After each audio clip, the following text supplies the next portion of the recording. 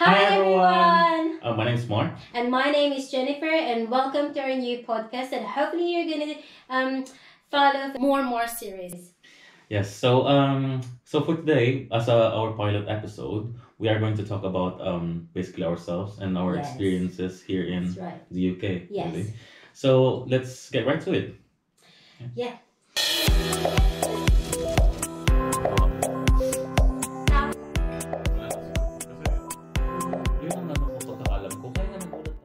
Okay, guys, so just tell us a little bit about yourselves.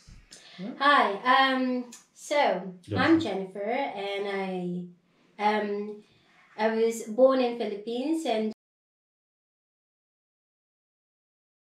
Yeah, so my name is Mark. I was born here in the UK. I was actually raised in the Philippines. So I'm more fluent in Tagalog and Bisaya than in English. So if you hear us talking in Tagalog and Bisaya, we'll just put the subtitles below. Yeah. So yeah, we are both nurses, but actually I trained here.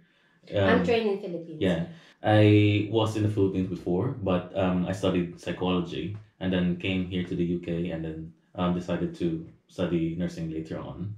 How about you, Jen? So, like I said, I was born in Philippines, grew up in Philippines, done all my education degrees in Philippines, and decided to travel and reside here and practice my nursing in UK. Yeah. What inspired you to come to UK anyway? Well, I am designed to travel. I mean, to work abroad. Alam mo naman before, what I call this, when you're going to take nurse, alam na nating lahat that you're going abroad. You're going to work abroad, yeah. as a nurse. That's true. So, Yes. yeah, that there's no decision that I made. It was already designed by my parents. Nowadays, the nursing is getting less, right? That's very true because I guess in a way no not a lot of people wants to go abroad anymore. You know what I mean? Yeah. More and more people wants to stay home Yeah. and maybe travel abroad for leisure. Why Yeah. not? Yes, of course. Yeah. But anyway, we're gonna have a guest later that is more well experienced and more how am I gonna say more senior to us. So mas ano pa siya sa amin Mas experienced mas ahead pa siya sa amin sa ilang dekada ang gap, ang batch in the gap nursing natin. industry. Exactly. Yes. Could you share some challenges you faced and how you overcame those challenges? Challenges going abroad or taking the nursing. Whatever you feel like you want to talk about. What do you want to do? To answer Basic, first? I don't know because I had a different kind of story. Oh, go Yeah, ahead. because You go ahead. I didn't do nursing in the Philippines, isn't it? So, challenges probably first of all is the English language, to be honest. Indeed. Yeah, because That's I so thought true. I know English, but when I came here, they Totally different. yeah, totally different. Exactly. Yeah, Yes. yeah, especially the accent. You know, I had to learn and adapt. But to be honest, it's only Filipino who's really conscious with the accent. Mm. And we're the only ones who laugh with different accents. That's very true. The yeah. the native ones or the British, they don't care at all. very So true. tayo lang talaga yung mga palakang Aside from English language, I guess like how I interact with other nationality because you know especially in Ashford there's like a diverse culture, yeah. So you meet a lot of people from different countries, you know. By the way, from Philippines, you only moved to UK, Ashford, UK. Ashford, yeah. It's Yeah. because me, prior coming down here in Ashford, I used to live in London for 10 years. Well, it's still a greater London, but yeah, I'm more in central. There's a massive actually, yeah, you're right. Yes, The I think yeah, this country is so diverse that you'll meet a lot of people from places that you don't even know of. You know what I mean? Yeah, especially in Europe. Like, yeah. You didn't even know that this country exists until you met them. It's true, the Yeah. country. Yes, it's true. It's Yeah. true. Well, for me, there's a lot of challenges. Well, like I said, I was brought up in Philippines, do all my education degree in Philippines. the first challenge actually that I had was, yun talagang, oh, am I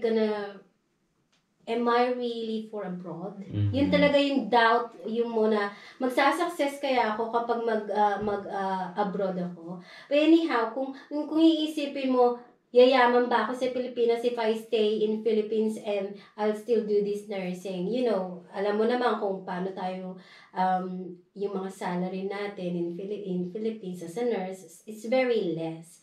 So, pero, kasi yung family ko, hindi naman super rich kami, but hindi naman yung kami hirap. But you know, that's how rich people. No, we're just comfortable. Baliw ka. Just comfortable enough. Pero, syempre, 4 kami magkakapatid, hindi naman for life, nasusustentuhan kami ng Of parents course, namin. So, like I said, hindi ko naman, itong course ng nursing, it is not my decision. Sabi nga ni Jokoy, Filipino parents, they predetermine their course, the courses for their children, right? So, it's true. It's really, really true. 100% I agree for that, Jokoy. So, yeah, bata pa lang ako, sinapupunan pa lang ako ng mom ko. I know that I'm gonna be a nurse. So, by heart, by mind, I know it's a nursing. And I already knew that I'm going for abroad. But then, nagda-doubt ako, may confident ba ako maging independent? Kasi syempre, ang background din naman natin sa Philippines, we're family tight. We're very bonded to our family. So, yung mga worries mo lang, unang-una mo lang talaga yon, yung worries na, kaya ko ba mag-isa?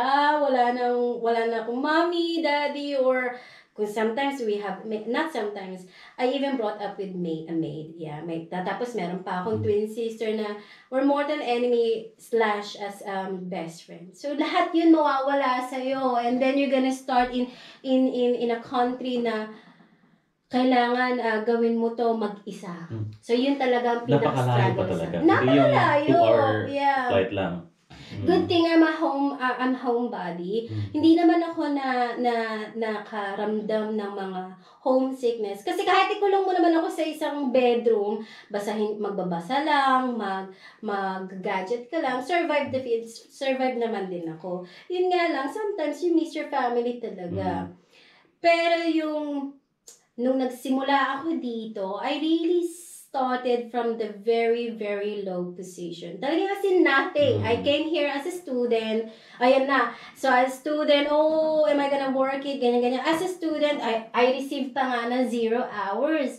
And then, so, I was really struggling how I'm going to pursue or continue my career as a nurse. Blah, blah, blah. Yung mga struggles na yun. I started from the, from the home cares. And then eventually, big dream ko na yun yung makapasok lang ng big hospitals as a healthcare muna before doing the nurse. So yung mga talagang struggle and the challenge is talagang nag-start ako from the very low point position. We're actually the same. I started at the bottom. But compared sa experience mo, wala akong nursing experience from the Philippines. Yeah. Kaya doon nag-struggle talaga ako. So, I remember on my first day of shift na nasa care home ako as a healthcare assistant. Hindi ko alam kasi na we need to, I know that we have to give personal care, but not to that extent na we have to clean them. You know what I mean? I didn't know. Yeah. Yes, so I didn't know that though. First year ka pa lang sa estudyante sa nursing, gagawin mo na yun. Yeah, but I didn't know though. Oh, right. So I remember on my first patient, I had to clean him, and then I nearly cried. Seriously, like I stopped myself from crying, went to the bathroom and cried. Why did you cry, by the way? Because I didn't know that. Ego or? No, probably ego. Because I am, for me, I had that confidence in myself. Like I am a psychology graduate, Yeah, and kasi some others, they're ego. Yeah, I had loads of achievement, in uni. And then after coming here, like I was like, putang ina. Itong gagawin natin. Putang ina ako pa rin. Ito pala yung gagawin ko. Yes, indeed. Indeed. It's true. So, for other people, talagang ego. Yeah. But Actually, for me, you're actually nagpa-drive, pero hindi ko naman naramdaman yung ego. Mm. I was trying to enjoy, not trying, actually I'm enjoying kahit na nag-start ako sa very low. Napapaisip ka lang, actually ego nga, no? When I started from the very bottom, like as a healthcare assistant, or ano ba tawag natin sa home care? Ang kalimutan ko. Depends on where you work. I think more like care support. Care support, something like that.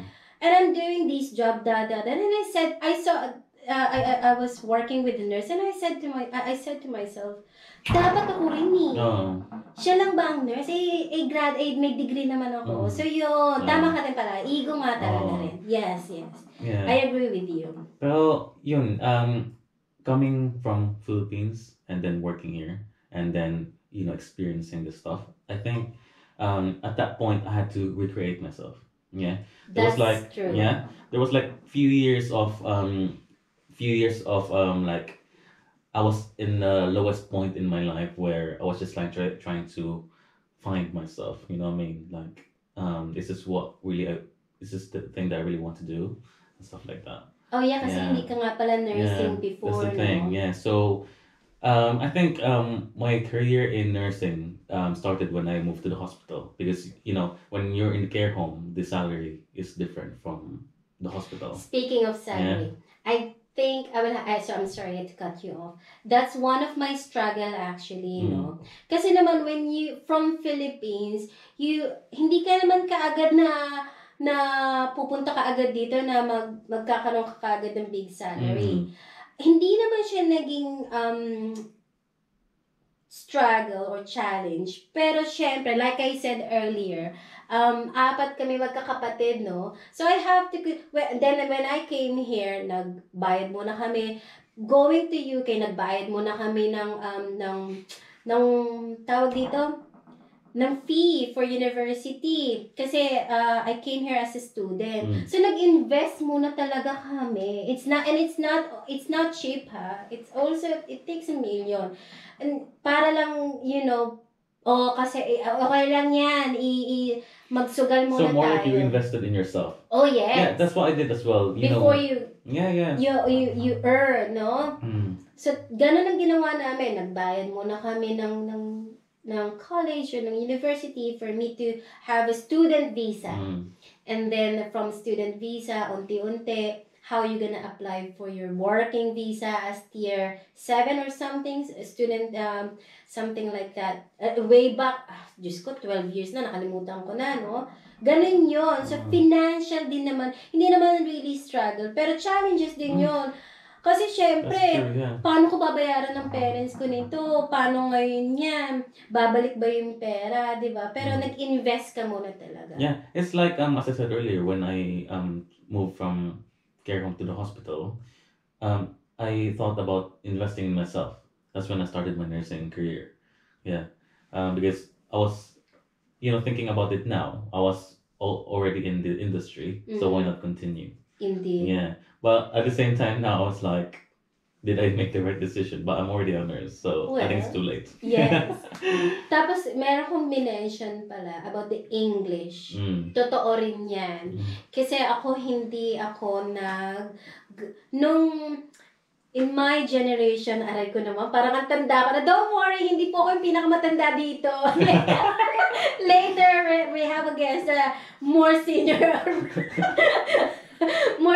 to us. I'm just saying in my generation, during my time between 2011 to 2015, wala pa yung mga OSCE na ginagawa. May adaptation kayo, di ba? No, I did not took the adaptation as well. What I did is the transition. My dissertation kayo. Yes. So what like I said, I joined in the what do you call this? I became a healthcare assistant first for 1.5 years before I can do the transition. Yun nga, another 1.5 years, something like that, just to do the year 3 and do the dissertation. Kasi may leveling pala dito sa UK. Yung pala yun. Even though that your degree in Philippines, they consider it as a level 6 only. Sad to say, hindi, I think it's because just the English probably or whatsoever. So, yung degree namin from Philippines, still considered as level 6. If I want to be a really proper nurse, you have to be level 7, no?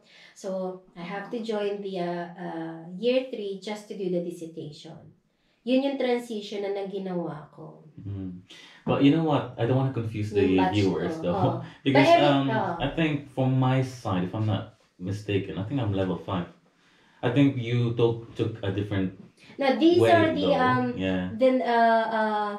people who came from Philippines who did So I don't want to confuse the other yes. viewers where, you know, oh, she did level 7. I think I did. But the OSCE is still the same, level 6, level 7, isn't it? Yeah, but I think that depends on the route you've taken. I see. Oh, yung OSCE, I'm not really familiar. That's your So I don't want to delve into it because I don't want to confuse the other viewers about it. Anyway, next series maybe we'll talk about more maybe we can invite someone. Who did the OSCE, right? Yeah. So shall we introduce our? Oh yes. Yeah. We are so proud to introduce the first guest, actually, our producer. Our producer herself, and the well-respected, what do you call this?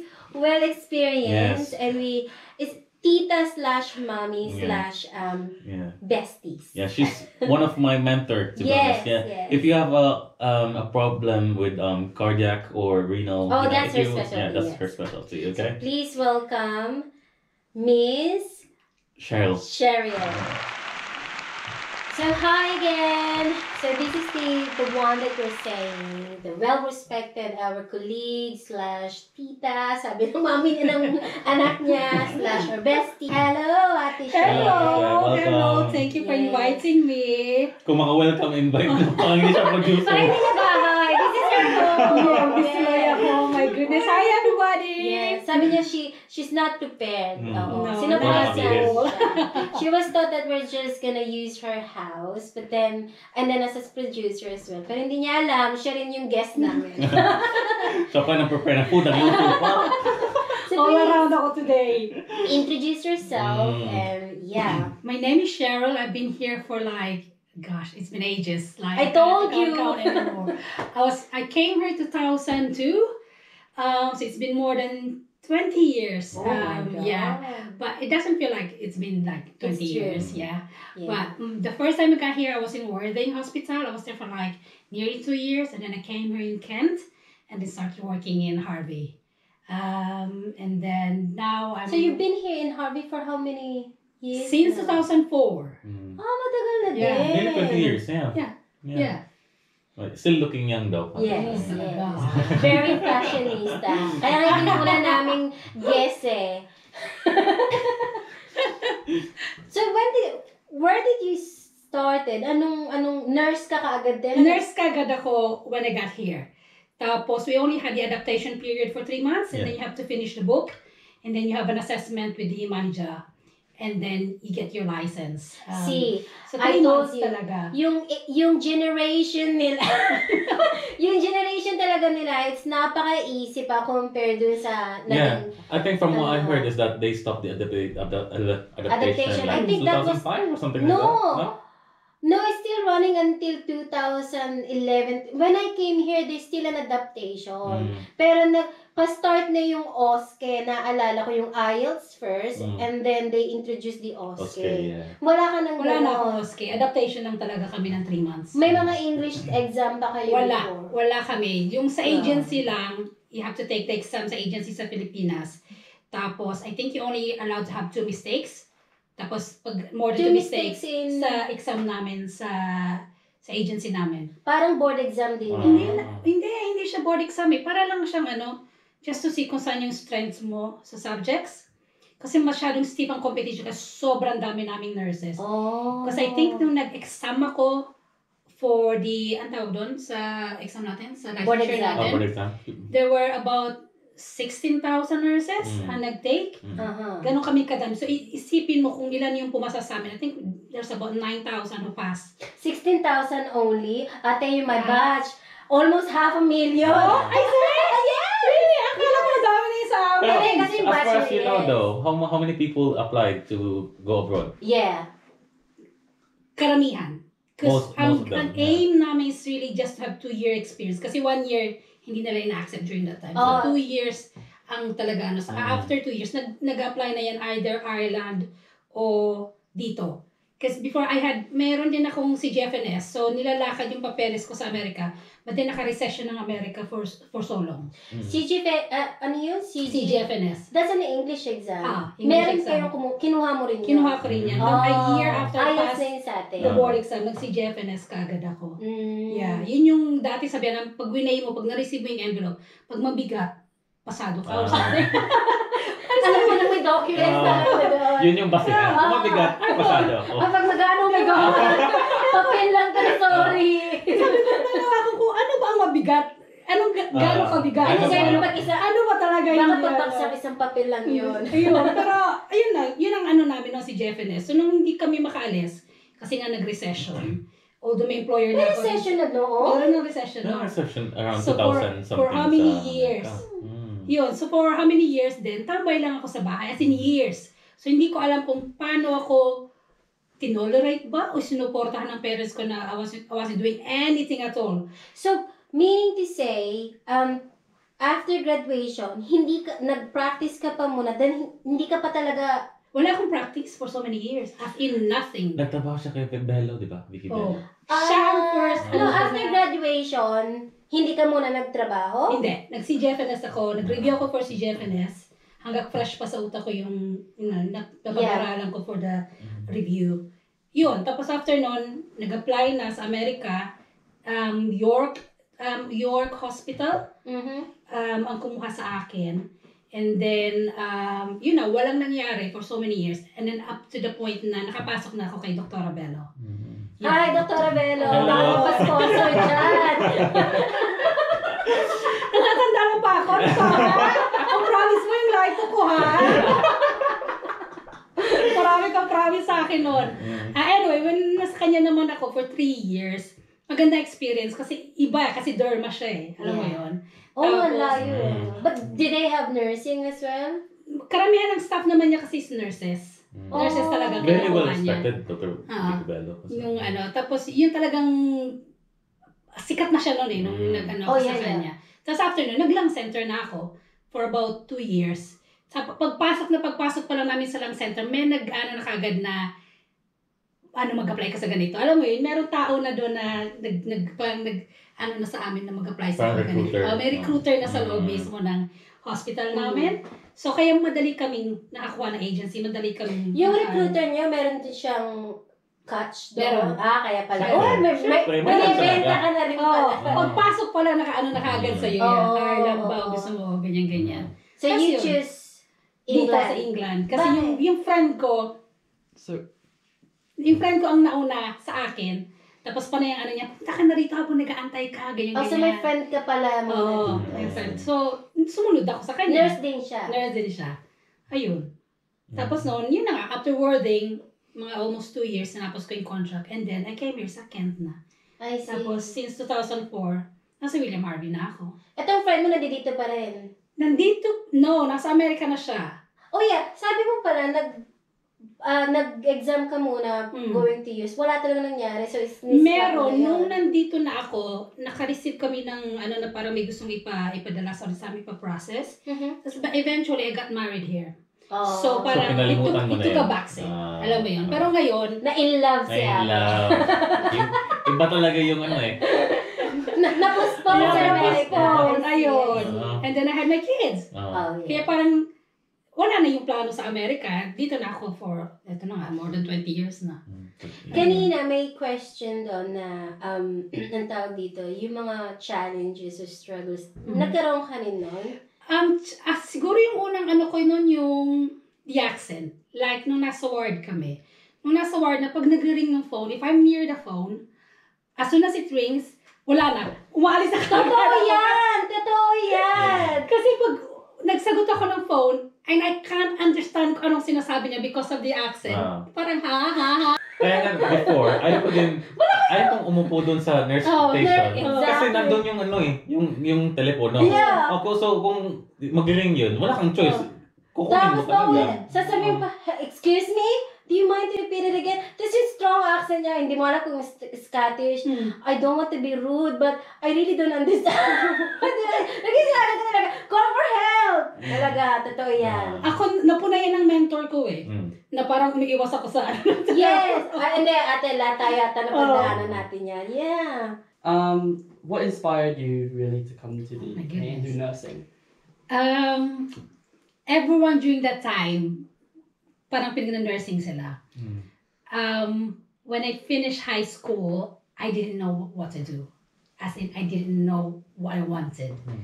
So, but I was leaning towards being a psychiatrist. But then when I spoke to my dad about heart-to-heart, he said, "Che, there's no money there." Uso lang yan sa Amerika, sabi niya sa akin. Walang upo dito at makikinig sa'yo at babayaran ka. Kasi iba ang mga yung may mga mental health problems nasa mental hospital, something like that. So I said, I don't know what to do. And then he suggested economist, ganyan-ganyan. And then my mom said, because my mom's twin sister had a daughter who's a nurse in America. Mag-nursing ka na lang.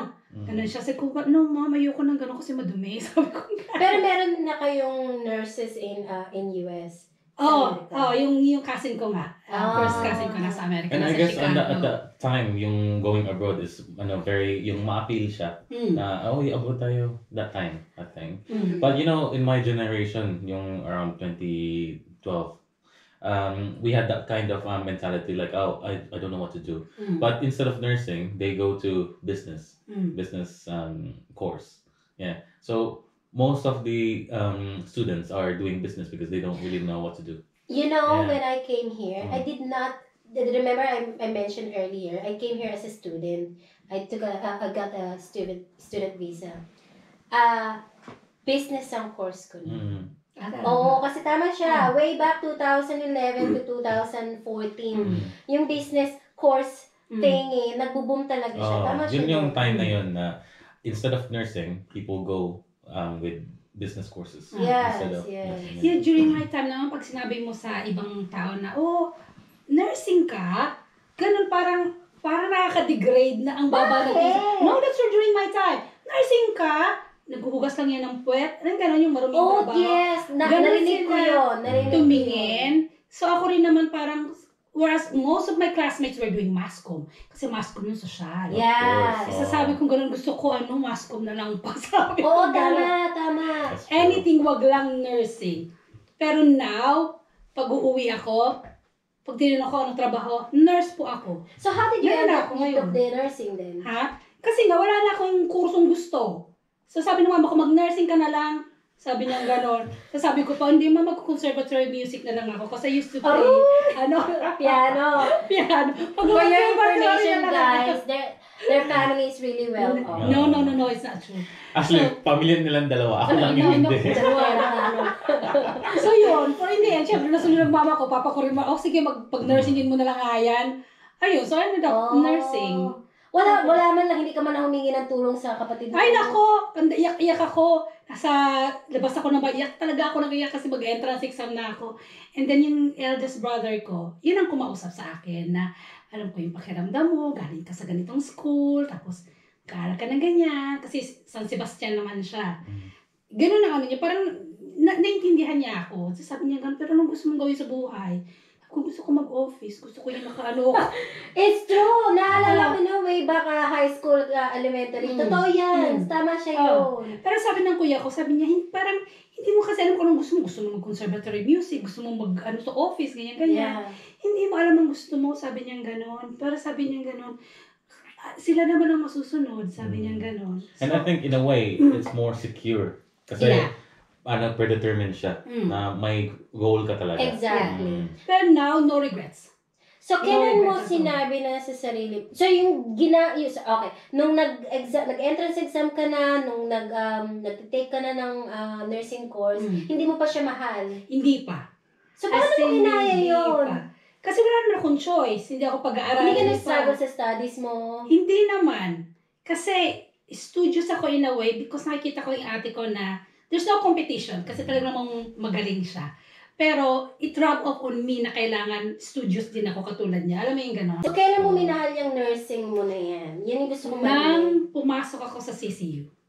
Oh. Doon ko na ito ang gusto ko. Yung After ganun- how many years? More than 10 years yata. Kasi nung dumating ako, nag-work ako sa CCU 2004. Nandito ka na sa Nung UK. nandito na ako sa UK, nung nakita ko yung lalo na nagkaroon kami ng primary PCI wherein may magre-ring yung phone ng red phone, tapos sabay may lalabas na ECG sa monitor mo. Then you make the decision, tatanggapin ko bang pasyente ito for primary PCI. That's when talagang love ko ang I guess cardiac nurse talaga ako. Yun ang doon ko talaga siya parang nagustuhan. That's very true though, because I remember when I was still a student, I've known Ate Cheryl already, and then there was like a quiz about ECGs. I had to ask her. Oh, yeah. That's your special. Well, Ikaw, di ba sabi mo, psychology ka before? well, I'm in that stage that I actually love nursing, but at the same time, still asking myself, where did I made the right decision? Because for me, you know me, right? I want to do a lot of things. Yeah. Yeah, I'm that kind of person where I'm so ambitious and I want to try new things all the time. So like for example, like now, we work in intensive care, but I feel so bored that I want to do something else now. Like I want to move on. Oh yeah, you keep saying that Yes, to me yeah. still. So I want to move on now. So yeah, I'm that kind of person. So to be honest, I love nursing, but at the same time, yeah, I'm in that stage. Bata ka pa kasi. May question ako ngayon. Ito, kailangan kong sabihin niyo yung totoo. Di ba every time na may mga interviews, yung mga cheesy na question, so, why do you like that? Dati na naalala niyo yun? I think it's still ongoing. Why do you like to be a nurse? Or why do you want to, something like that. So, ano nga yung reason niyo? I normally say something else because I don't think yung reason ko is good enough for them to hire me. Di ba ganun yung question? May ganon. Yeah, because I'm like this, I'm compassionate, ganon. Kasi So, hindi wala yung katotohanan. Sinagot mo yun, hindi. Sinagot mo yun? Oo! Pero ano lang yun? Charot-charot For lang. showbiz lang. Chika ko lang sa kanya. Showbiz Showbiz answer lang, lang yeah. yun. Ikaw ba na-experience mo yun? Kahit ako showbiz lang yun, no? Oh, hindi ako. Honestly, dun sa lahat ng mga professors ko or mga nag-interview sa akin na work, I answered it really passionately. Oo, love ko talaga. Oo. I mean, kahit showbiz lang yung pag-answer ko, ano pa rin yun? Parang including from my experience pa, kumbaga. Kasi mahirap naman magsinungaling din sa interview eh. Yeah. So dapat, when you answer... At some point, may hugot din naman na Oo, gusto may mo hugot rin. talaga. Oo. May caring naman din tayo. Sa akin naman kasi experience ko, yung pag sinasabi ko sa mga, like sa Pilipinas, mag-nursing ka na lang, sabi, no, ayoko, I would always say it will grow on you. Yes. Which is Totoo true. yan. Yeah, that's very Kasi true. pagka nakaano na sa mind mo, ito talaga na ang trabaho ko, ito na yung wala ka nang magagawa. You will do your best na. Tapos eventually, mamahalin mo na rin siya. Pero naman yung mga experience mo rito na hindi mo makalimutan kung wala kang experience sa Pilipinas. Anything. Wala masyado. Wala? Wala masyado. To be honest, since, you know, that thing I've told you about, you know, when I started this Nagugutom ako. career. When I started this career na naghugas ako ng puwet na gano'n. Yun lang talaga yun lang talaga yung memory na naisip ko na. Na-feel mo yun, te? Hindi ko na naramdaman yun. Hindi masyado, pero kasi sa Pilipinas nga, iba ang naglilinis eh. Orderly nga yun. Orderly nga yung... Orderly nga tawag. Yun lang, parang... Orderly nga. Ayun. Pero hindi ko naramdaman yung nag-create. No. Nag-enjoy pa nga ako. Si Lola! Sabi ko pa nga dati niloloko pa namin sa care home. Next patient! Panapi, powder! Pak! Ganun. Pero hindi ko naramdaman. Siguro kasi I really love nursing. Nag-enjoy lang talaga. Tsaka bata pa ako nung dumating ako dito. I was only 21. So, tapos, first time ko rin yun nga, yung, di ba sabi ko, natatakot ako maging independent or mapapag-isa. Pero I enjoyed actually. Ako excited ako. Yeah, yun. Excited excited Excited about ako that. pagpunta ko rito kasi sabi The ko, word. wow! Wala nang mga parents ko, wala akong mga Exactly kapatid yung na, word na yun. na talagang pipigilan ako, hindi ka pwedeng maganito, hindi ka pwedeng ganyan. That's As in, right. total freedom. Excited ka sa lahat. Yun ang ano Kaya ko. hindi ko naisip yung it's a different degradable na... It's a different experience for me though, because when I moved from Philippines to the UK, it was terrifying. Yeah, because I was confident with myself when I was still in the Philippines. But in the UK, because it's a different environment, and then I know that I'm going to a different career setting. That was so scary for me. So that when I had that first experience cleaning a patient, yeah, like before I am ashamed talking about that, but now like I'm thinking about it, I just laugh it off. Yeah. I just laugh it off now. Yeah. To be honest. And then, but apart from that as well, I really haven't had an experience where I'm like, but to be honest, I really love looking after patients. Indeed, no? Yeah. Eventually, It grows you're gonna on you. yeah. Yeah, It it's grows on on you. you. That's true. Oo. Especially pounds na kinikita mo. That's right. Diba? Totoo. Pero alam nyo guys, yung pinaka siguro aspiration na I know, I'm sure kayo mag-a-agree. Pinaka aspirational na may inspirational na may bibigay namin sa inyo. Alam mo yung sobrang toxic yung day, sobrang busy, hindi mo alam kung binilaglag sa inyo yung mundo. At the end of the day, ang sarap ng Ang sarap. feeling. That's true. Up to Yung now. sasabihin mo, wow, I survived that. Yes. Ganun ka-busy, ganun Kahit ka-toxic. sabihin namin na ayoko na pumasok bukas. Still, napakasarap. No, I think in our line of work, like especially where we work right now, it's really rewarding. Yeah. Especially like when someone's really sick, we extubate them. They go to the ward. That's really rewarding. True. Yeah. So true. They are on that stage where they could die and they've recovered. Yeah. Then when they went home. It's It's really rewarding. Yeah. So What's the next question? our director is now Tagal calling na. us. Yeah. The director is cutting us na. Yeah. Move to the next question. Sorry, direct. My God. So what's the next question? Okay, guys. So, in this episode, we talked about ourselves. We shared some things about what inspired us, what challenges we faced, and a lot of adapting to the healthcare system here. And we also looked at some memorable moments from our time in the UK. But in the next episode, we're going to talk about the financial aspect of coming to the UK as a nurse from the Philippines. And what I want to ask is, what was the financial aspect of coming here? And would you say that it was entirely worth it coming here as an immigrant from the Pounds Philippines? to peso. Pounds to pesos naman. No. Nabuti mo ba before yung hundreds, one 105 per pound. Wow. Inabot ko 1 yan. piso. 1 piso. 105. Yeah. Wow. Yun ang pinakamataas ko na nasa Pilipinas pa man din ako nakabakasyon noon. Wow. Ikaw? Stagnant. It's the same since I came, 70, 71. Tapos never na. Never nag-up Same. and never Same nag-up. natin. No, naramdaman natin ng bumaba ng 59. 58 nga eh. Yes. Remember ko pa, 59 58. yung huling. Oh. Yeah, ate, way back 2015, 16, something ganun. Oh. Yung hit na hit yung recession. Almost times 2 yung pinapadala natin. Kasi nga, Hindi naman ako nagpapadala.